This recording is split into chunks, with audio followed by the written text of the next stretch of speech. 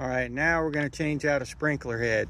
As you can see, because of this hole here, the guts of this one are completely missing.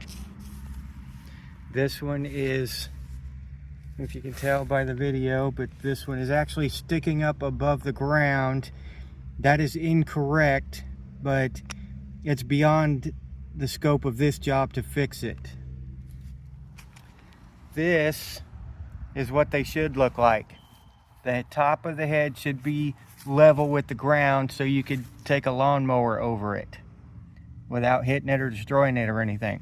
So this, if you're installing new ones, but this is the way it should look. The inside of this pops up and then it sprays water. That other one, it's already sitting up here and then it's going to pop up like that, which doesn't hurt anything as far as watering the lawn goes, but it'll be in the way when you go to mow. But over there, I don't know why they did it like that. Maybe they just didn't want to dig down far enough, but it's in a flower bed, so they're not going to mow there anyway. But still, this is the way they're supposed to be installed. Here's another one I'm changing out. This is the old one. I'm just showing you how you want to make sure you get the same one. This is a 4-inch pop-up spray.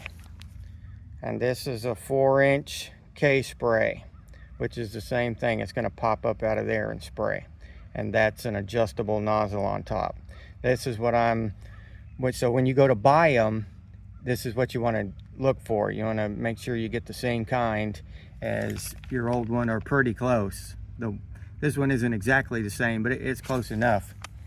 So to remove the existing one, well, you can see that down there, but this bottom of it just twists right off.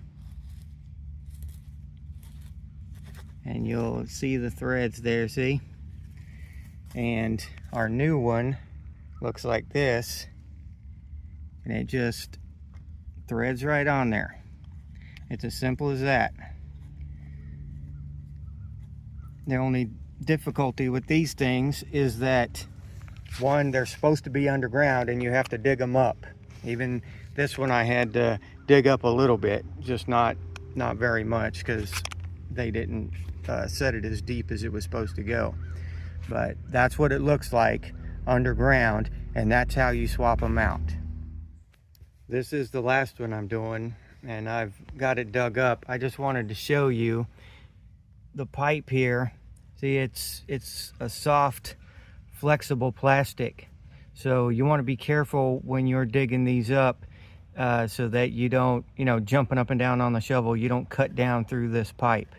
So just be aware that those are down there. Sometimes this will be a T, and there'll be more of that pipe coming out this way. This one here is a dead end. It's a 90, so we don't have to worry about that. But just be aware that these pipes are under there, and you want to be real careful when you get down digging them up, okay?